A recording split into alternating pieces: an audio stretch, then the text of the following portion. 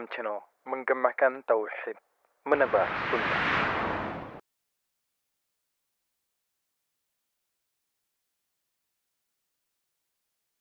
Alhamdulillahi Rabbil Alamin, wabihi nasta'inu ala umuri dunya waddin. Assalatu wassalamu ala ashrafil anbiya'i wal mursalin, nabiyyina Muhammad wa ala alihi wa sahbihi ajmain. Allahumma la sahla illa ma ja'altahu sahla wa anta taj'alil hazna idza syi'ta sahla. Allahumma arinal haqqa haqqa warzuqna tiba'ah wa arinal batila batila warzuqna jitinabah wa la taj'alhu multabisan alaina fanadil. Allahumma ja'alna mimma yastami'ul qawla fayattabi ahsana fa innahu waliyyu dzalika wal qadiru alaih. Para jamaah sekalian, bapak-bapak dan ibu-ibu, ikhwan dan akhwat yang semoga dirahmati oleh Allah Subhanahu wa taala. Demikian juga pendengar Radio Darussalam 106,7 FM yang semoga dirahmati oleh Allah Subhanahu wa taala. Alhamdulillah, pada siang hari yang berbahagia ini, siang hari yang cerah ini, Allah Subhanahu wa taala masih melimpahkan kita begitu banyak nikmat sehingga kita masih dapat melakukan aktivitas beribadah kepada Allah Subhanahu wa taala, yang mana hal tersebut merupakan tujuan kita diciptakan di muka bumi ini. Para jamaah sekalian rahimani wa rahimakumullah, demikian juga para pendengar Radio Darussalam 106,7 FM dimanapun antum dan antuna berada, insyaallah siang hari ini kita akan melanjutkan pembahasan kita dari kitab 10 Jalan Keselamatan, yang mana pada siang hari ini kita akan membahas tentang jalan keselamatan yang kelima, al-firaru minal fitan, yaitu lari menjauhi fitnah. Lari menjauhi fitnah.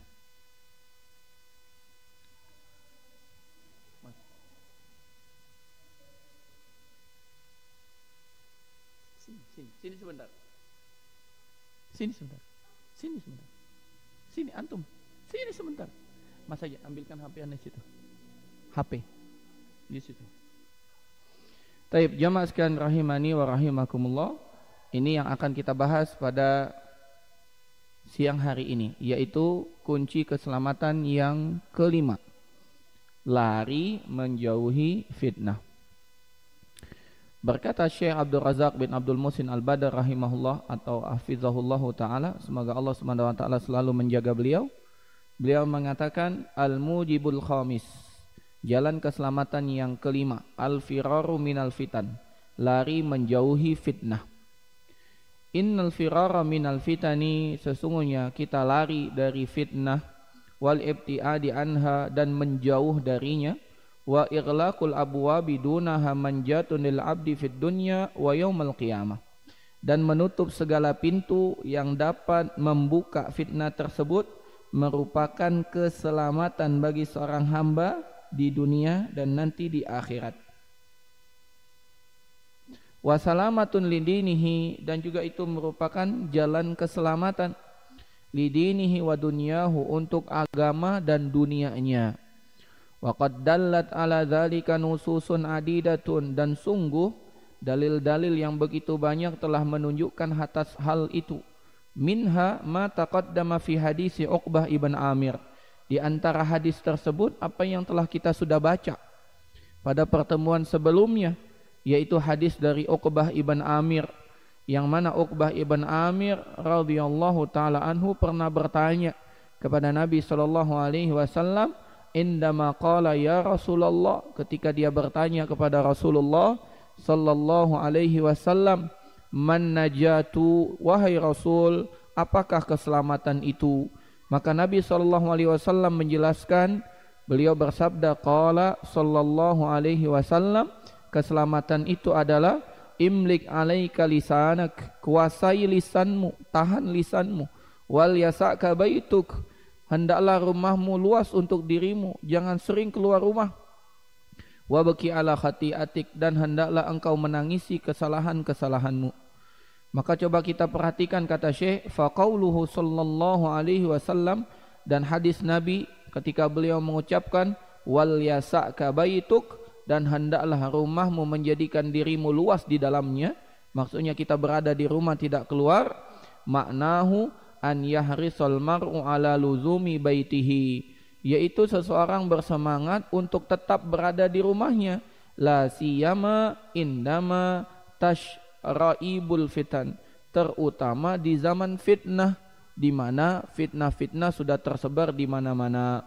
Liyakuna ba'idan an istishrafiha, agar kita dapat menjauh dari fitnah tersebut.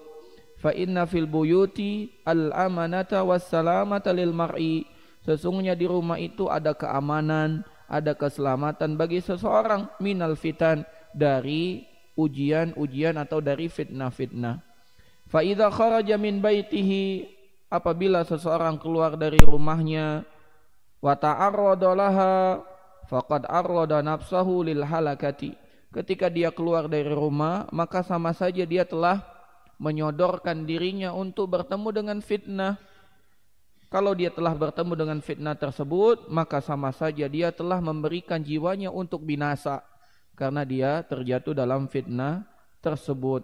Walihadza, oleh karena itu, syuri'a lil muslimi, disyariatkan bagi seorang muslim, an yuksira minat ta'awudzi minal fitan, sangat disyariatkan bagi seorang muslim untuk banyak-banyak meminta perlindungan kepada Allah dari fitnah.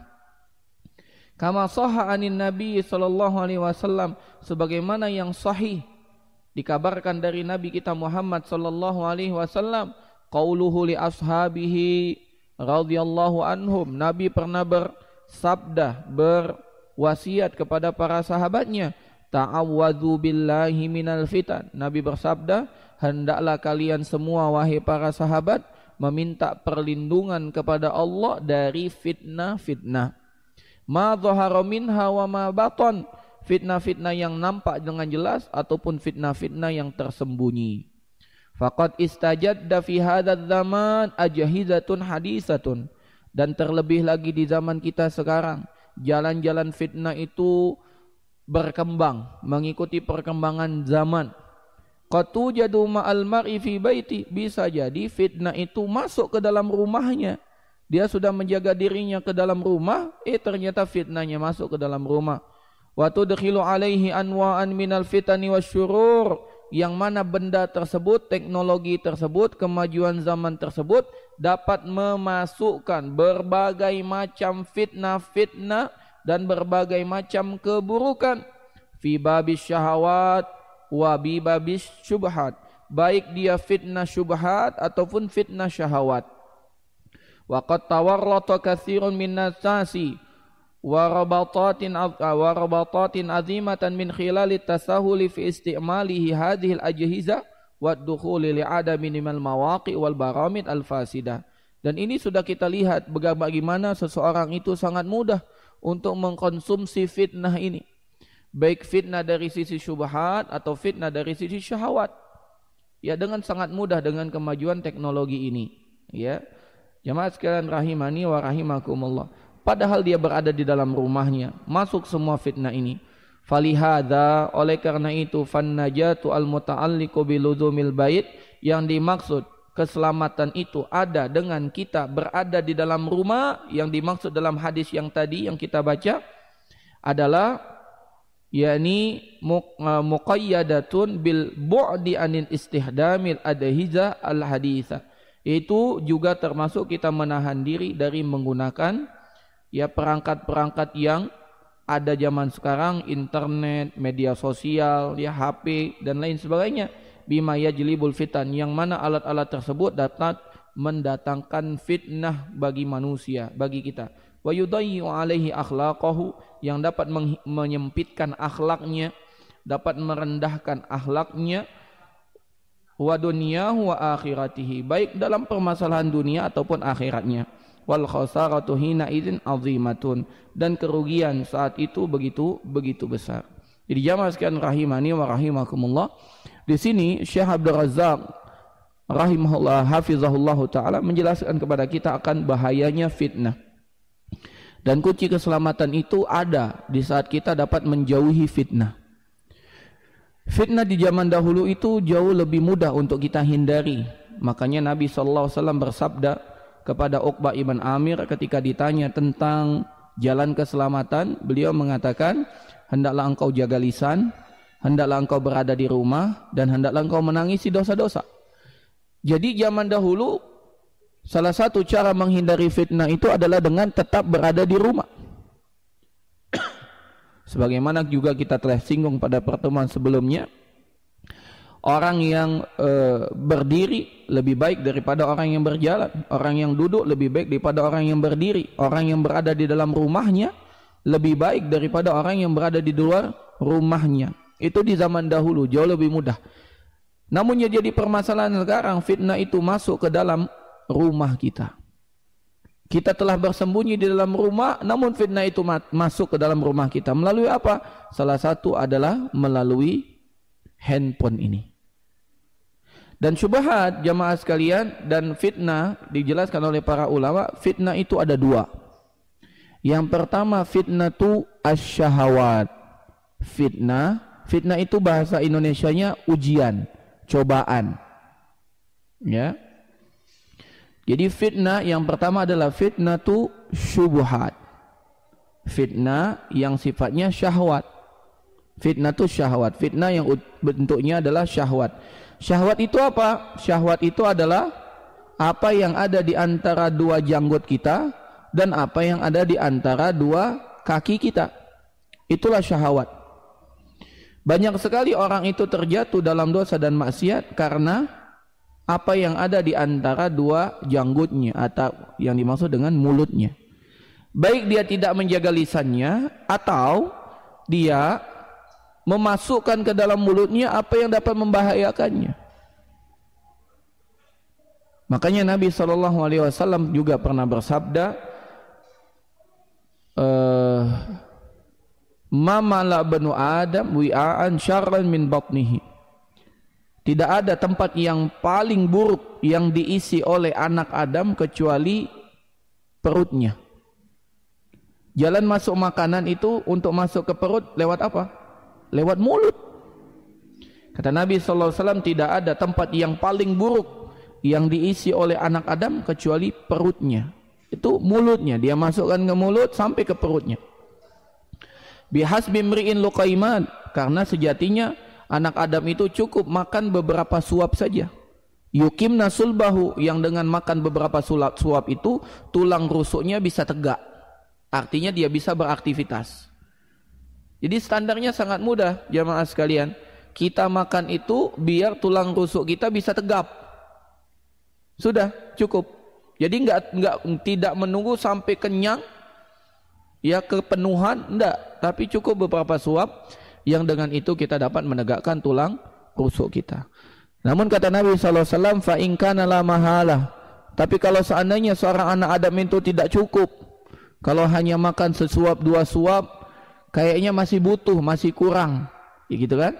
Maka kata Nabi SAW, fa in kana la mahala fasulusun li ta'amihi, fasulusun li syarabihi, fasulusun li nafasihi. Maka hendaklah seorang anak Adam itu membagi sepertiga untuk makanan, sepertiga untuk minuman, sepertiga untuk udara. Sepertiga untuk makanan, sepertiga untuk minuman, dan sepertiga untuk udara. Itu makanan seorang muslim yang terbanyak, segitu yang paling banyak. Nah, kalau seandainya kita tidak bisa menerapkan itu, maka kita juga telah masuk dalam fitnatus syahwat. Ingin memenuhi syahwat kita terus. Dan na'udzubillah, kita hidup di zaman sekarang, zaman fitnah syahwat banyak sekali macamnya jemaah sekalian. Mulai dari fitnah kuliner. Fitnah kuliner itu luar biasa, itu fitnah. Bahkan nanti sebentar lagi kan kita akan masuk bulan Ramadan. Bahkan bulan Ramadan itu kan bulan menahan diri dari makan dan minum ya. Namun faktanya apa? Di bulan Ramadan kita paling tidak mampu menahan diri dari makan dan minum. Selain di bulan Ramadan kita makan biasa saja. Kita tidak pernah makan dengan lauk-lauk spesial segala macam. Ketika bulan Ramadan, ketika buka puasa, segala macam jenis makanan hadir di hidangan kita. Maka mari kita koreksi, ini benar gak kita puasa? Katanya kita menahan diri dari makan dan minum. Kok ketika buka puasa yang tidak pernah ada jadi ada? Nah, gitu kan? Ini jangan-jangan kita memang belum mampu untuk menahan diri kita, ya, menahan diri kita dari makan dan minum. Maka ketika buka puasa semuanya ada. Kalau tidak bulan puasa gimana? Kita makan biasa saja kan? Tapi ketika bulan Ramadan, ketika buka puasa, minuman 3 jenis. Mau apa? Mau es sirup, mau es degan kelapa muda, mau cincau, mau cendol, semua ada. Subhanallah. Kalau hari-hari yang lain enggak ada. Tapi mungkin ada di antara kita mengatakan, ini kan bulan Ramadan, bulan agung, bulan spesial, harus kita memuliakan orang yang berbuka puasa. Betul. Tapi kita kembali lagi, Nabi SAW adalah orang yang paling bertakwa, Nabi orang yang paling takut kepada Allah. Maka mari kita lihat bagaimana buka puasanya Rasulullah. Mari kita lihat apa yang disediakan oleh istri beliau kepada beliau ketika buka puasa. Apakah beliau meminta kepada istrinya, tolong sediakan dogannya? Dogannya dogan merah, kan? Dogan kelapa warna merah itu dogan apa namanya? Kelapa hijau. Itu kan yang jadi obat. Pengen lagi apa? Tolong bikin celimpungan, ya, laksan. Tidak ada, dijamin. Nabi tidak pernah minta laksa, tidak pernah minta celimpungan. Kenapa? Tidak ada di zaman Nabi SAW. Tidak ada hal tersebut. Maka mari kita koreksi diri kita. Kita sedang berpuasa, menahan diri dari lapar dan dahaga. Jangan sampai kita ketika kita berpuasa malah kita memenuhi semua syahwat kita. Ya, sudah disuguhkan kurma, kurma itu muqaddimah Ustaz. Setelah itu apa? Ini Ustaz yang ditunggu. Pempek ini Ustaz. Ya, ini inti buka puasa kita. Ya, pempeknya juga banyak. Ada pempek pistel, pempek telur dan pempek semuanya. Bahkan di Palembang ini mengerikan. Kenapa? Kapal selam saja dimakan. Ya, roket saja dilahap. Ya, ini salah satu hal yang luar biasa. Tidak ada di Arab situ, nggak berani orang makan roket, Pak. Roket itu dibalas roket, meledak, dor gitu. Kapal selam itu orang takut gitu ya. Kalau di Palembang itu habis, kapal selam dilahap, roket dilibas gitu ya. Bahkan yang dapat melenyapkan roket itu anak-anak kecil. Ya. Itu berapa roket dilahap? 2, 3, 4, 5, 10 roket dilahap. Jadi harusnya orang-orang luar negeri itu takut dengan orang Palembang. Kenapa? Roket dilahap, Pak. Ya. Anak-anak muda, anak-anak kecil berani semua makan roket, makan kapal selam. Maka yang harus kita perhatikan ini fitnah syahwat. Harus kita jaga. Salah satu fitnah syahwat adalah apa yang ada di antara dua janggut kita, yaitu mulut kita. Salah satu yang harus kita jaga selain lisan kita, dan kita telah bahas tentang masalah lisan, juga yang apa kita masukkan ke dalam mulut kita. Tapi ternyata bukan hanya masalah makan. Syahwat kita terkait mulut ini bukan hanya masalah makan, tapi juga masalah yang lain. Ya, keinginan kita dengan harta itu juga termasuk syahwat. Kita ingin memiliki kekayaan yang berlimpah. Tidak salah ketika kita ingin menjadi orang kaya, tidak salah. Kata Nabi SAW, ni'mal malu soleh li rajulin soleh. Sebaik-baik harta itu yang dimiliki oleh lelaki yang soleh. Itu harta terbaik. Kenapa? Karena harta di tangan orang soleh digunakan dalam ketaatan kepada Allah Subhanahu wa taala. Nabi SAW mengatakan manusia itu ada 4 jenis. Ini 3 ya. Ada 4 jenis. Dan Nabi SAW yang pertama, orang punya harta, punya ilmu. Dengan ilmunya dia manfaatkan hartanya dalam kebaikan. Maka dia menjadi orang yang paling tinggi derajatnya di sisi Allah. Kenapa? Sudahlah berilmu, punya harta lagi, sehingga hartanya digunakan untuk ketaatan kepada Allah. Ada kelompok yang kedua, kata Nabi SAW, ada orang punya ilmu namun dia tidak memiliki harta yang lapang.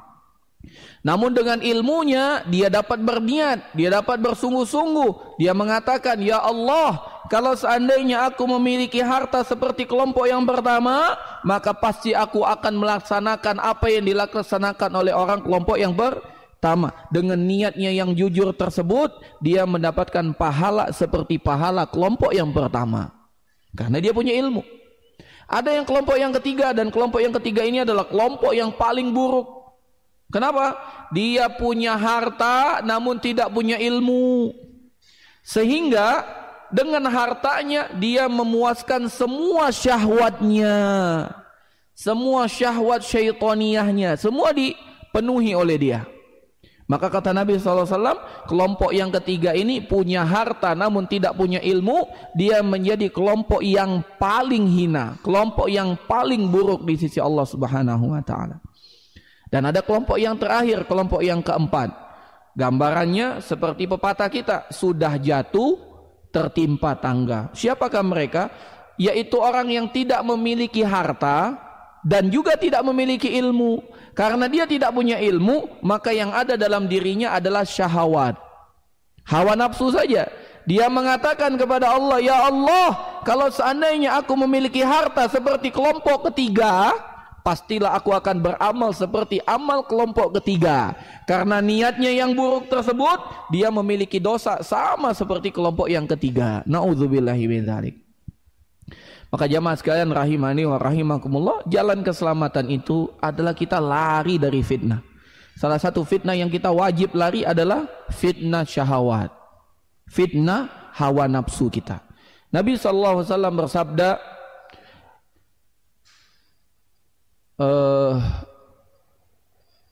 beliau bersabda dalam sebuah hadis, laukan alibdi Adam wadiyani min dzab, kalau seandainya anak Adam itu memiliki dua lembah penuh dengan emas, dua lembah itu penuh dengan emas, apa kata beliau sallallahu alaihi wasallam, labtagha salisan, pasti hamba tersebut akan mencari lembah yang ketiga.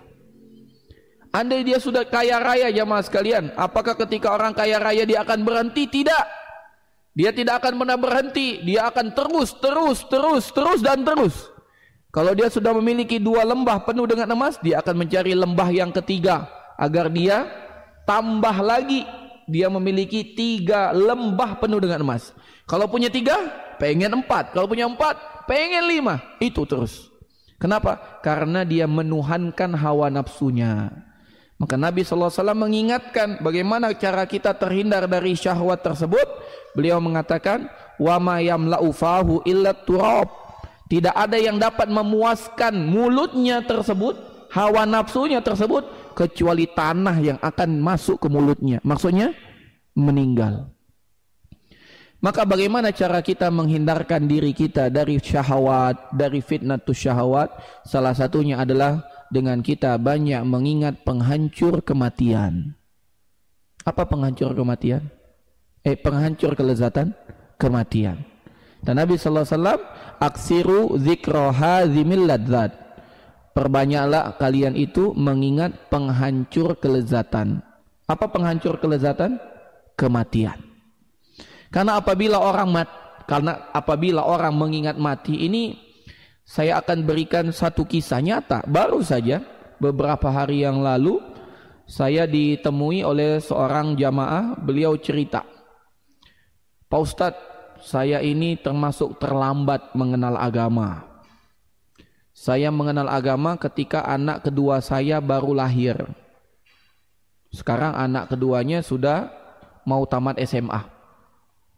Jadi dia cerita, jadi selama ini saya nggak pernah sholat,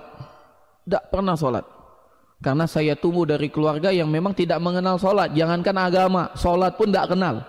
Jadi sama sekali nggak sholat. Islam tapi nggak sholat. Kemudian ketika anak saya itu lahir, di suatu malam saya bermimpi, Pak Ustadz. Mimpi itu begitu nyata. Saya bermimpi saya diseret, dihukum di tempat yang sangat mengerikan. Saya tidak tahu apakah itu neraka, tapi yang saya rasakan saya dihukum, saya disiksa dengan siksaan yang begitu mengerikan. Sampai akhirnya saya terbangun dan badan saya terasa sakit-sakit.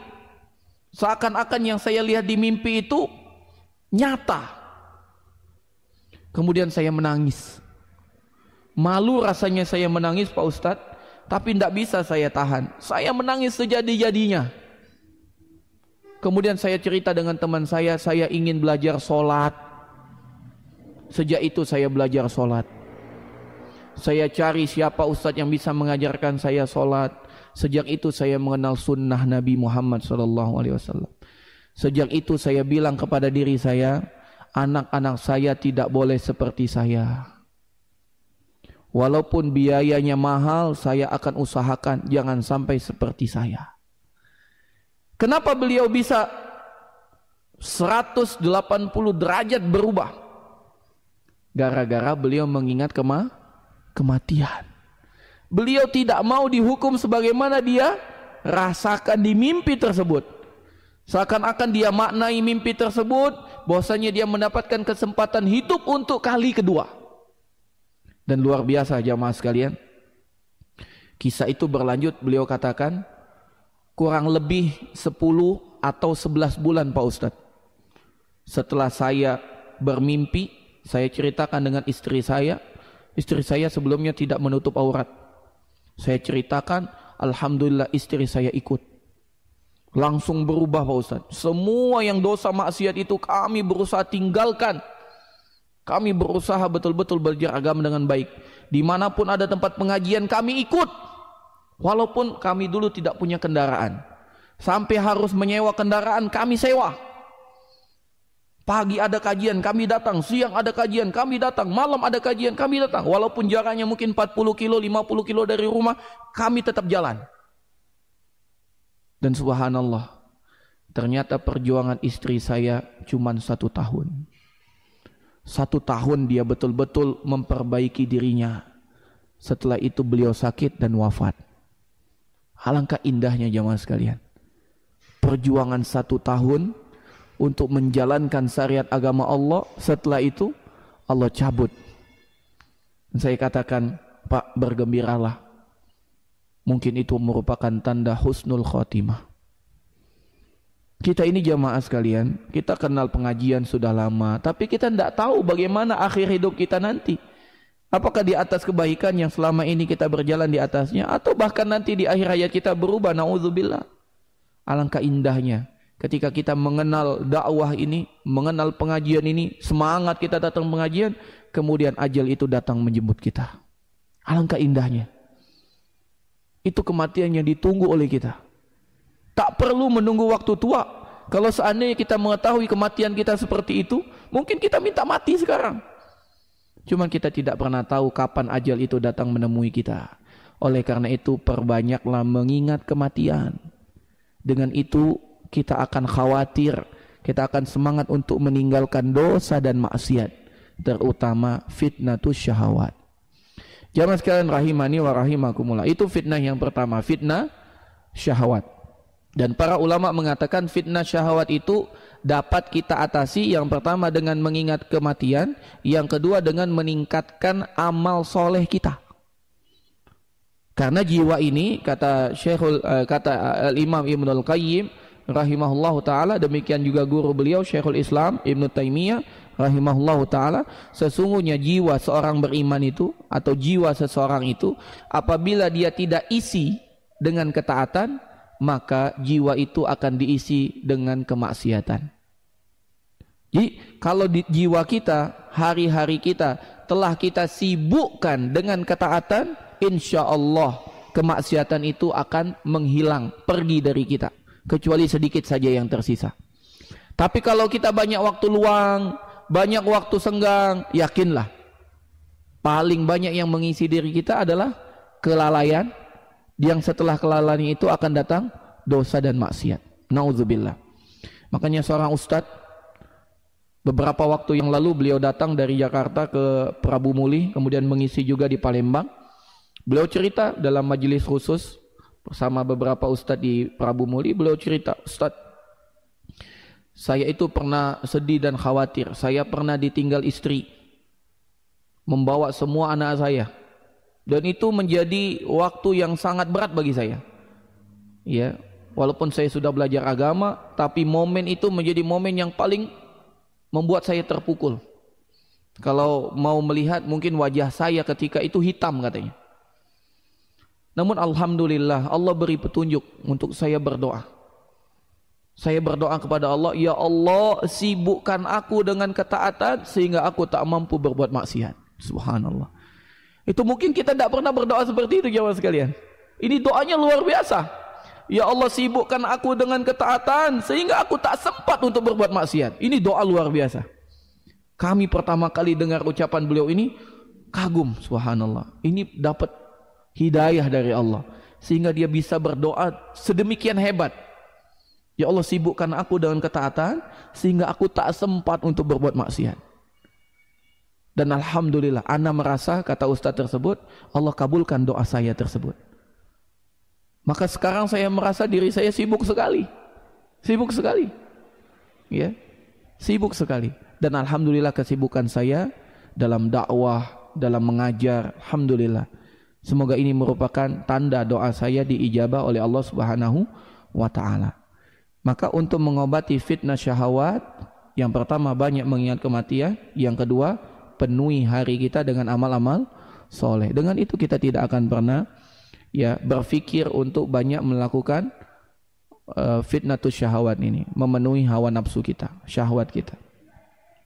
Yang kedua, fitnah yang harus kita jauhi adalah fitnatus syubuhat. Fitnatus syubuhat. Apa itu syubuhat? Syubuhat itu adalah fitnah yang berkaitan dengan keyakinan, tentang akidah, tentang pemikiran. Dan para ulama mengatakan fitnatus syubuhat ini lebih bahaya daripada fitnatus syahwat. Kok bisa Ustaz? Iya, karena apabila seseorang terkena fitnatus syahwat, ketika dia melakukan fitnatus syahwat, dia pasti dalam hati kecilnya mengatakan yang dia lakukan salah. Ketika orang melakukan minum-minuman keras, meninggalkan sholat, tidak puasa bulan Ramadan, dan yang lain sebagainya, di dalam hati kecilnya dia pasti akan mengatakan, ada waktunya aku harus bertaubat. Tapi kalau fitnatus syubhat, dia menganggap dirinya di atas kebenaran, bagaimana mungkin dia akan bertaubat? Ini bahayanya. Ketika seseorang terkena fitnatus syubhat, ini bahaya sekali. Karena fitnatus syubhat ini berkaitan tentang pemikiran, tentang akidah, tentang keyakinannya. Ketika dia telah membangun keyakinannya di atas kesalahan, maka akan sulit sekali merubah hal tersebut.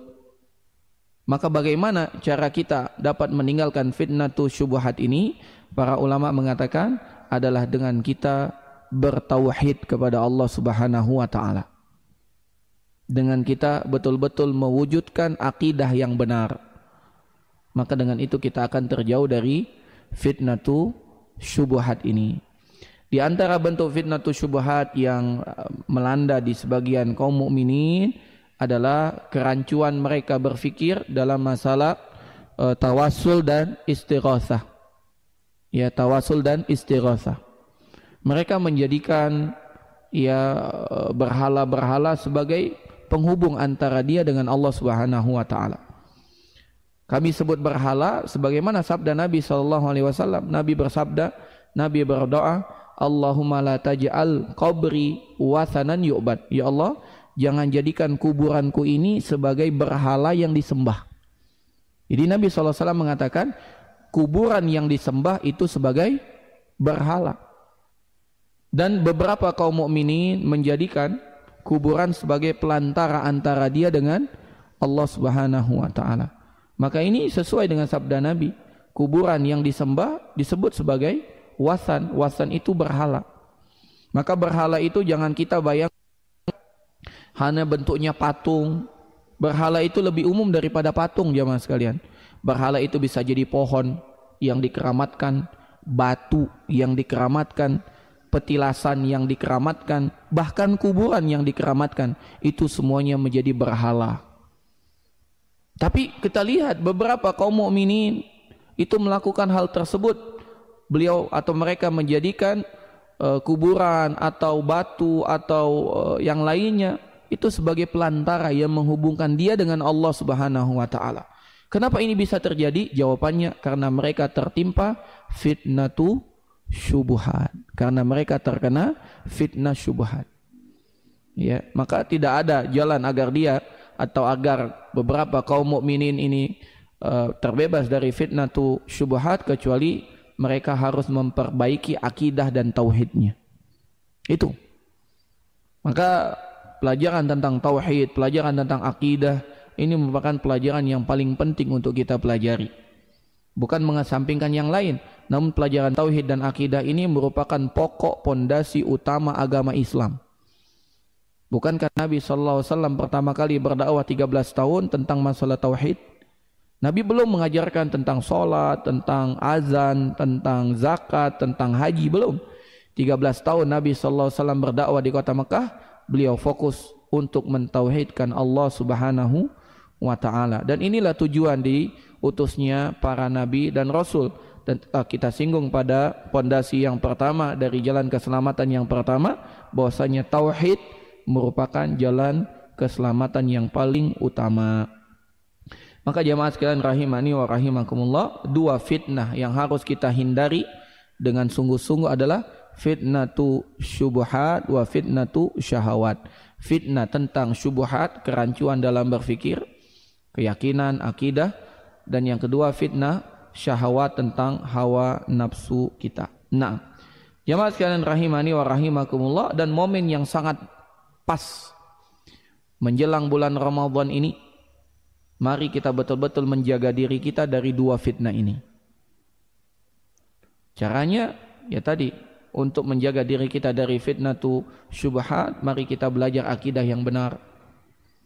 Untuk menangkal fitnah tu syahwat, mari kita memperbanyak kematian dan mengingat kematian, dan mari kita belajar bagaimana cara beramal soleh yang benar sesuai dengan tuntunan Rasulullah sallallahu alaihi wasallam. Karena di bulan Ramadan kita dibantu oleh Allah Subhanahu wa taala, setan-setan jahat dibelenggu, ada menyeru tentang untuk orang-orang yang berbuat baik agar dia bersemangat, dan ada yang menyuruh kepada orang yang ingin keburukan untuk berhenti di bulan Ramadan. Maka momen yang sangat tepat sekali untuk kita berusaha lari dari fitnah, meninggalkan fitnah syubhat dan fitnah syahwat di bulan Ramadan. Dan Ramadan ini merupakan perlombaan bagi orang yang beriman.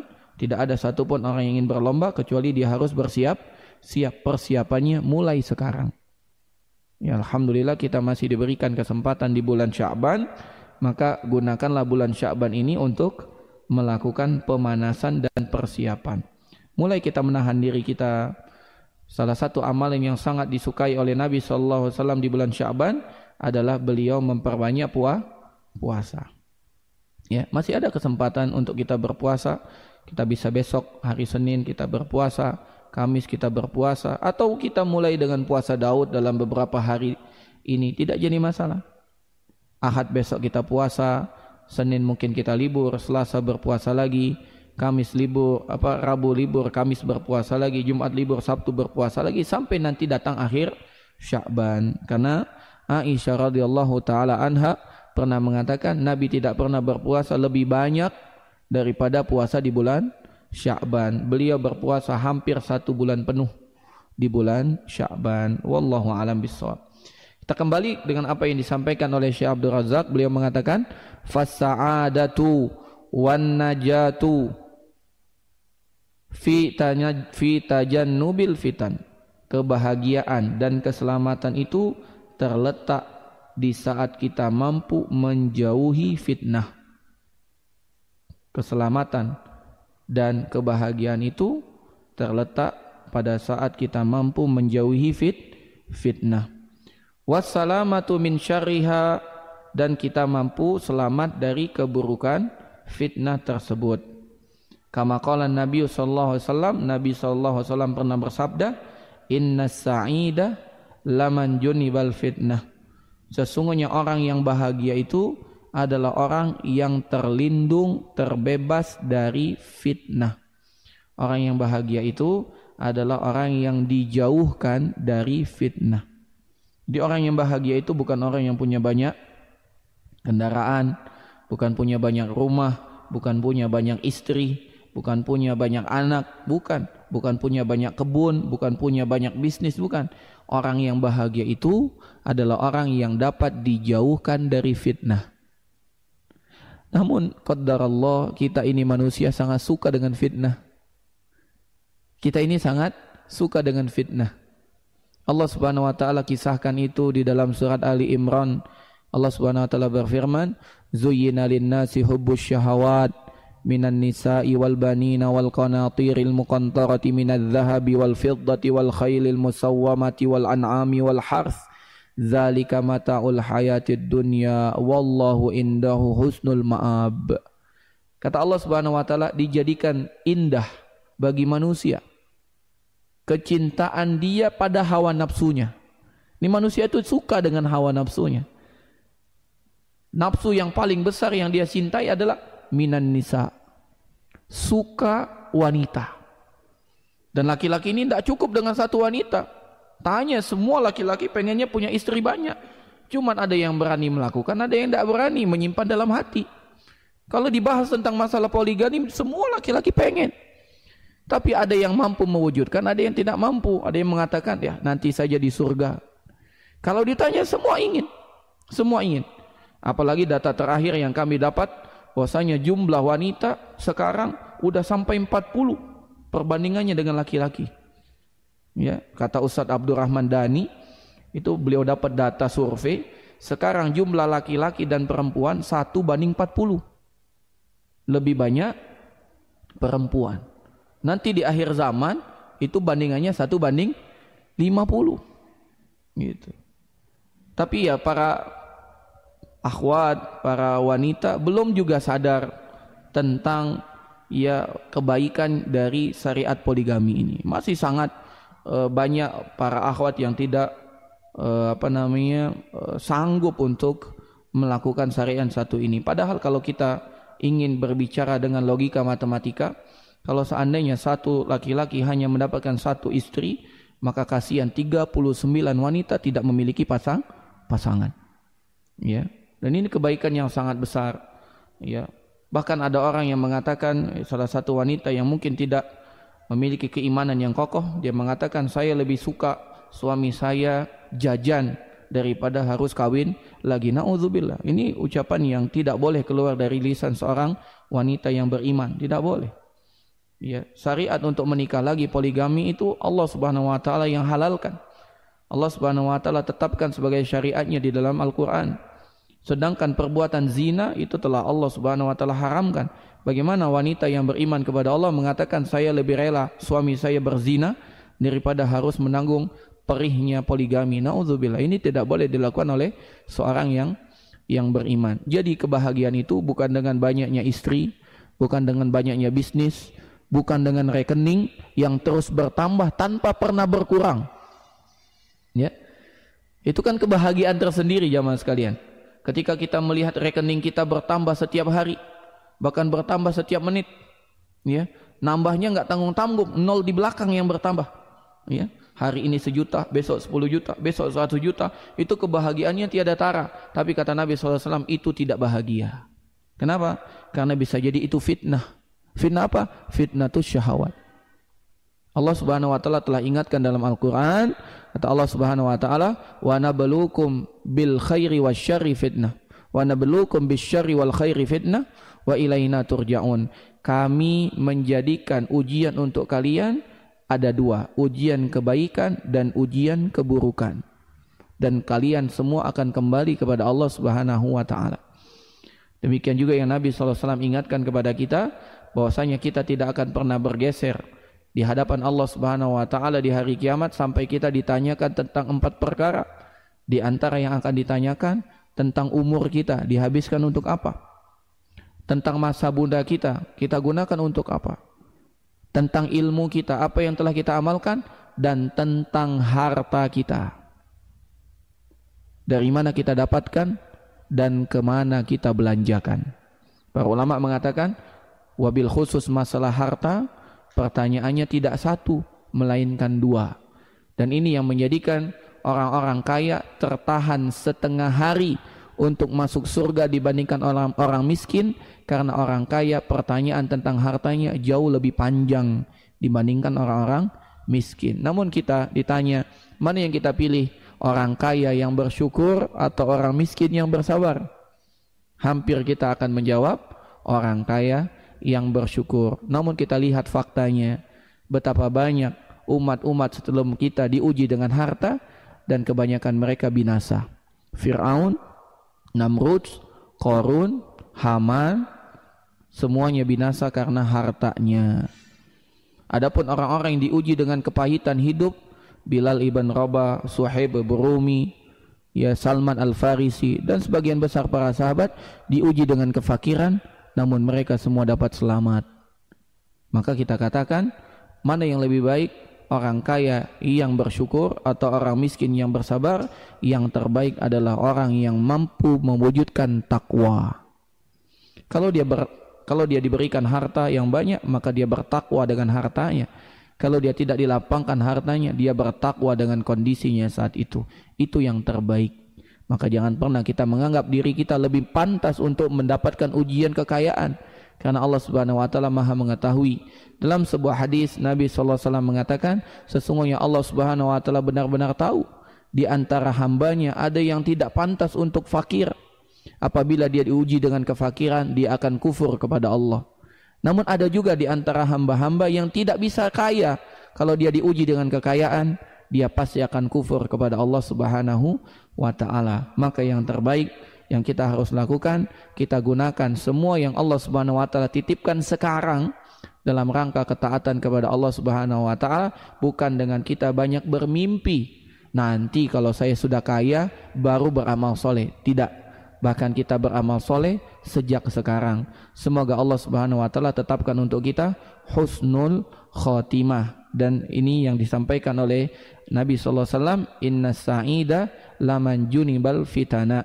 Orang yang paling bahagia adalah orang yang dijauhkan dari fitnah. Baik fitnah harta, fitnah wanita, fitnah jabatan, fitnah syahwat secara umum, ataupun fitnah syubhat. Terutama bagi laki-laki, Nabi sallallahu alaihi wasallam mengatakan, ma taraktu fitnatan huwa atau hiya asyaddu ala rijali minan nisa. Tidak ada aku tinggalkan untuk laki-laki ujian yang lebih berat, lebih memudaratkan bagi laki-laki daripada fitnah wanita. Dan wanita di sini bukan wanita muda saja, bukan wanita gadis saja, wanita umum, wanita mana saja, ya. Dan fitnah ini bukan hanya untuk laki-laki yang belum menikah saja, laki-laki umum, laki-laki yang sudah menikah, yang belum menikah, laki-laki yang sudah punya 2 istri, 3 istri, 4 istri, semua adalah fitnah. Maka jangan sampai kita pernah merasa aman dari fitnah ini. Tak boleh kita merasa aman. Yang laki-laki jangan pernah kita merasa aman dari fitnah wanita, terutama dengan orang yang mungkin kita anggap dekat dengan kita. Salah satunya adalah ipar kita, yang mungkin kita anggap sebagai keluarga kita dan lain sebagainya. Kata Nabi SAW, alhamu al-maut, ipar itu adalah kematian. Kenapa? Karena banyak sekali orang terjatuh dalam fitnah karena mereka menganggap ipar itu adalah saudara. Maka dia banyak sekali melakukan dosa-dosa dengan ipar tersebut. Mulai dari dia bersentuhan padahal dia bukan mahram, membuka aurat padahal dia bukan mahram, bahkan naudzubillah sampai melakukan perzinahan karena menganggap hal itu merupakan keluarga dekatnya. Naudzubillahi min zalika. Demikian juga fitnah harta. Bagi kita secara umum, Nabi sallallahu alaihi wasallam mengatakan, inna likulli ummatin fitnah wa fitnatu ummati al-mal. Setiap umat itu ada ujiannya, ada fitnahnya, dan fitnah bagi umatku adalah fitnah harta. Fitnah harta. Fitnah harta jamaah sekalian, ini fitnah harta. Banyak sekali orang karena harta ini berubah. Kata Nabi sallallahu alaihi wasallam, badiru bil a'mali fitanan ka qita'il lail muzlim. Yusbihu ahadukum mu'minan wa yumsi kafiran wa yumsi ahadukum mu'minan wa yusbihu kafiran yabi'u dinahu bi'aradi minad dunya. Bersegeralah beramal soleh sebelum datang fitnah, seperti sepenggal malam yang datang menyergap. Bisa jadi ada seorang beriman di pagi hari, sorenya kafir, atau sorenya dia masih beriman, paginya sudah kafir. Kenapa? Karena dia menjual agamanya hanya dengan sedikit bagian dari dunia. Dan ini menunjukkan bahwasanya fitnah dunia, fitnah harta itu begitu berat. Nabi dengan tegas mengatakan, mal faqra ahsya alaikum, bukan kefakiran yang aku khawatirkan menimpa kalian wahai umatku. Bukan kefakiran. Mal faqra ahsya alaikum, aku tidak takut kalian fakir. Aku telah melihat sendiri dengan mata kepalaku kalian mampu menghadapi fitnah kefakiran itu. Kalian hidup dengan penuh kesusahan di fase Mekah. Ketika kalian harus berhijrah di Madinah pun kalian tetap merasakan kesulitan. Dan aku telah melihat itu bahwasanya kalian lebih siap untuk menghadapi fitnah kefakiran.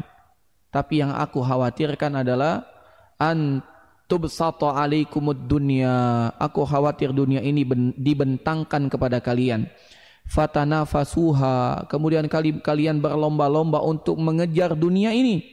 Fatuhlikuhum, fatuhlikukum, kemudian dunia itu akan mencelakakan kalian, membinasakan kalian, kama ahlakathum, sebagaimana yang telah membinasakan umat-umat sebelum kalian. Maka kita harus waspada. Harta yang kita terima itu sebagai ujian, harus kita gunakan di jalan Allah Subhanahu wa taala, keluarkan haknya. Jabatan yang kita diberikan oleh Allah Subhanahu wa taala itu pun ujian, kita harus gunakan jabatan itu dalam rangka ketaatan kepada Allah Subhanahu wa taala. Kendaraan yang kita diberikan oleh Allah Subhanahu wa taala itu pun ujian, harus kita gunakan dalam rangka ketaatan kepada Allah Subhanahu wa taala.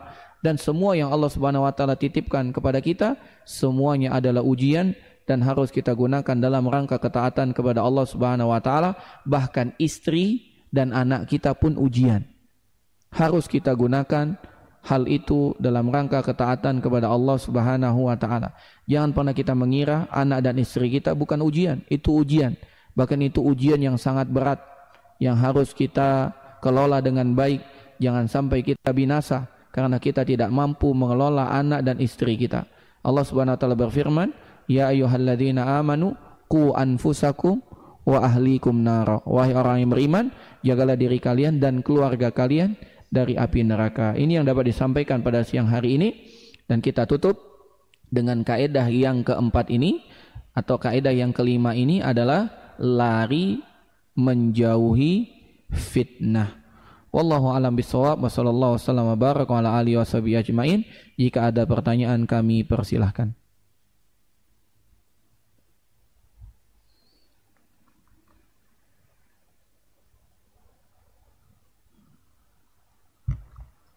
Ya, silakan, Pak.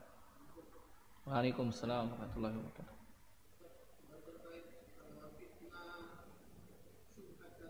Iya.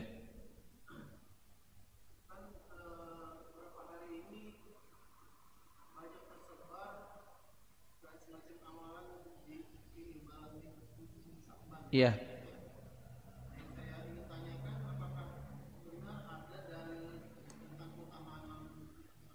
Iya.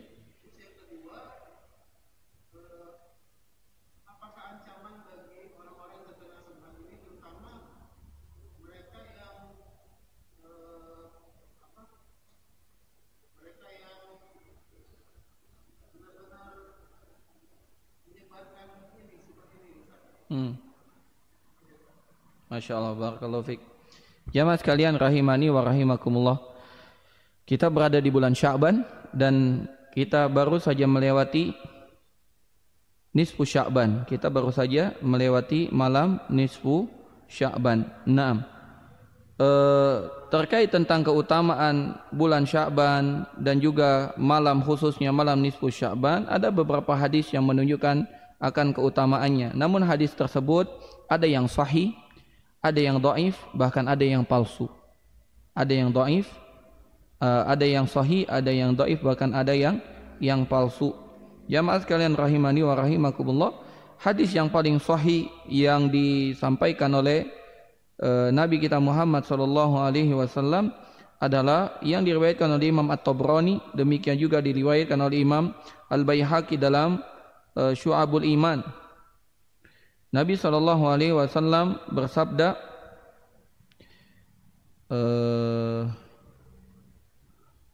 Nabi sallallahu alaihi wasallam bersabda, "Idza kana lailatun nisfi min Sya'ban." Kalau telah datang malam pertengahan bulan Sya'ban. Ittala Allahu ila khalqihi. Allah melihat kepada hamba-hambanya. Fayaghfiru lil mu'minin. Allah mengampuni semua orang beriman. Wa yumlil kafirin. Wa yumli lil kafirin. Dan Allah memberikan tangguh untuk orang-orang kafir. Wa yada'u ahlal hikdi. Namun Allah Subhanahu wa taala tidak memberikan ampunan. Allah Subhanahu wa taala membiarkan untuk orang-orang yang memiliki rasa dengki, rasa hasad dalam dirinya, bihikdihim hatta yada'uhu, sampai mereka mampu meninggalkan rasa iri, dengki, hasad tersebut dari dirinya. Hadis ini diriwayatkan oleh Imam Al-Baihaqi dalam Syu'abil Iman. Demikian juga apa yang diriwayatkan oleh Imam At-Tabrani rahimahullahu taala, dan hadis ini dihasankan oleh Syekh Al-Albani rahimahullahu taala. Nabi SAW bersabda, innallaha la yattali'u fi lailati nisfi min Sya'ban. Sesungguhnya Allah betul-betul melihat hamba-hambanya di malam nisfu Sya'ban. Fayaghfiru li jami'i khalqihi. Allah mengampuni semua makhluknya diampuni oleh Allah. Illa li musyrikin, kecuali bagi orang yang musyrik, au musyahinin, atau orang yang sedang berseteru, orang yang bertengkar, orang yang musuh-musuhan. Demikian juga Nabi SAW bersabda dalam hadis yang lain. Ya, kata Nabi SAW,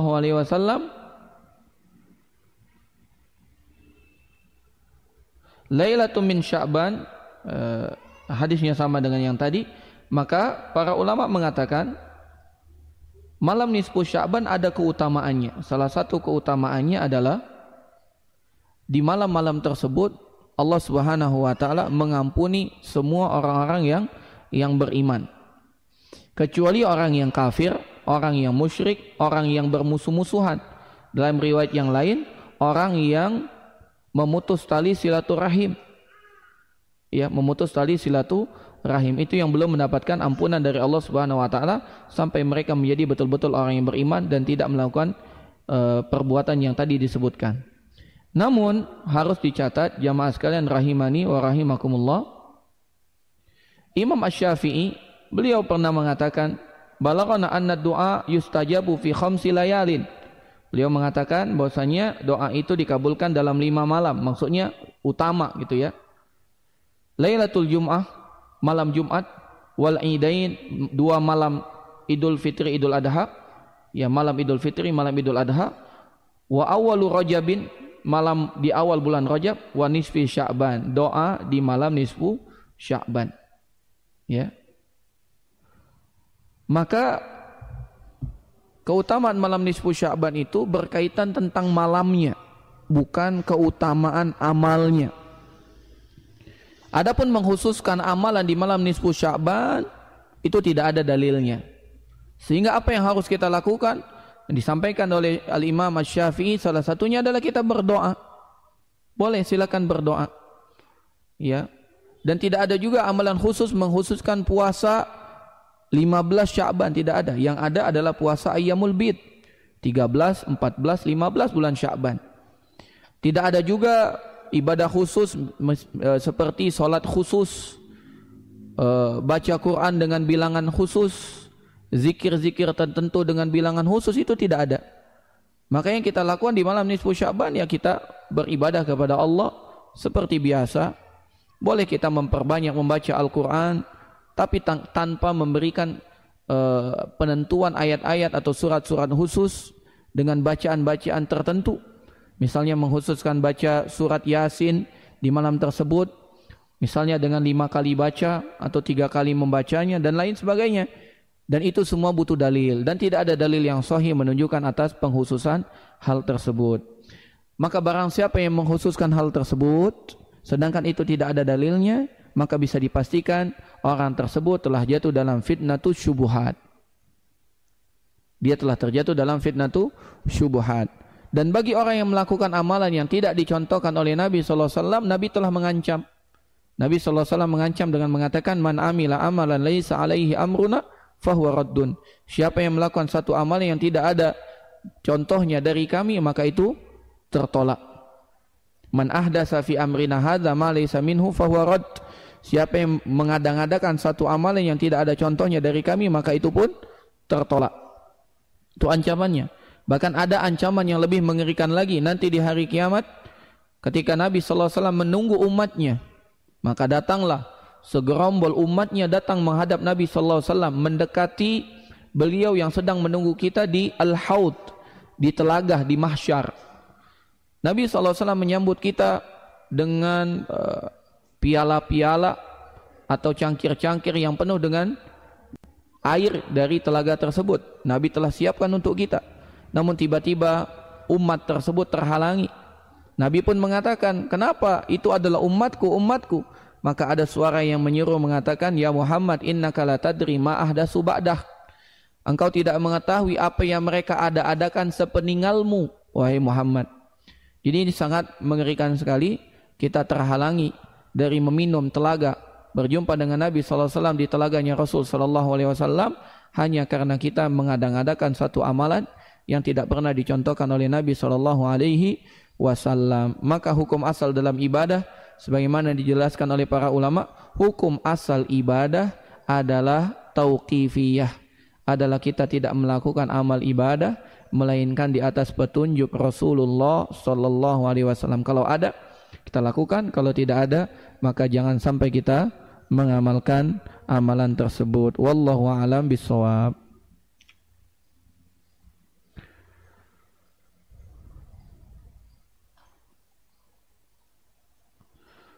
Ustaz, mohon penjelasan. Orang-orang yang terkena fitnah syubhat itu cenderung memusuhi orang-orang atau kajian sunnah. Apakah orang yang menentang ajaran sunnah bahkan mengintimidasi atau mengusir kajian sunnah termasuk kezaliman? Tetapi kelihatannya mereka aman-aman saja, seolah tidak ada azab yang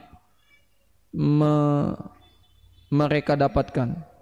Tetapi memang kita lihat mereka itu bertambah ibadah-ibadah syubhatnya. Jazakallahu khairan. Iya, Allah Subhanahu wa taala jadikan di muka bumi ini semuanya pasangan. Ada kebaikan, ada keburukan, ada surga, ada neraka. Dan Allah Subhanahu wa taala jadikan itu dengan hikmah. Ada orang yang berjuang di atas sunnah, di atas kebenaran, tapi ada juga orang yang memusuhinya. Dan itu telah menjadi sunnatullah. Tinggal kita memilih jalan yang mana yang ingin kita tempuh. Jalan perjuangan di atas sunnah Rasulullah SAW, atau kita malah berdiri di sisi seberangnya, menentang dan menghalangi dakwah yang sesuai dengan dakwah Rasulullah SAW. Barang siapa yang berdiri di atas sunnah Rasul SAW, meniti jalan tersebut, berjuang di atasnya, maka kebahagiaanlah untuknya. Karena Nabi SAW telah bersabda, wala yazalu ta'ifatun min ummati la yazalu ta'ifatun min ummati zahirina 'alal haqq la yadurruhu man khazalahum hatta ya'ti amrullah wa hum 'ala dzalik. Senantiasa akan ada sekelompok dari umatku yang muncul nampak di atas kebenaran, tidak memudaratkannya orang-orang yang menyelisihi mereka, dan mereka tetap di atas hal tersebut, dan Allah Subhanahu wa taala akan memberikan pertolongan kepada mereka dan mereka tetap dalam kondisi tersebut. Maka dengan hadis ini, orang-orang yang berdiri di atas sunnah Nabi SAW dikenal dengan Ta'ifah al-Mansurah, kelompok yang pasti dibantu oleh Allah Subhanahu wa taala. Namun bantuannya tentunya tidak instan. Sebagaimana Nabi SAW harus berjuang dulu 13 tahun lebih baru diberikan bantuan berupa hijrah ke Al-Madinah. Demikian juga Nabi SAW tidak selalu menang dalam pertempuran. Nabi menang di perang Badar, namun Allah Subhanahu wa taala takdirkan kalah di perang Uhud sebagai pelajaran bahwasannya kemenangan, kekalahan itu semua berputar di atas takdir Allah. Bagaimana kita menyikapi takdir itu dengan dan meningkatkan ketakwaan kita kepada Allah. Adapun orang yang berdiri di seberang sunnah, menentang, menzalimi, maka mereka termasuk orang yang paling zalim. Allah Subhanahu wa taala mengatakan, "Wa man azlamu mimman mana'a masajidallah an yuzkara fiha ismuhu wa sa'a fi kharabiha."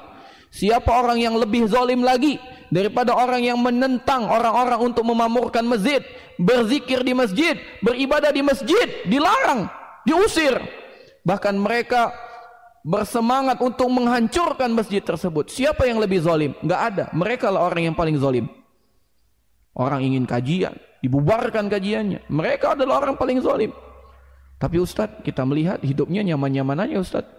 Pengikutnya juga makin banyak. Maka kita katakan Allah Subhanahu wa taala bukan lalai. Namun Allah Subhanahu wa taala hanya menunda.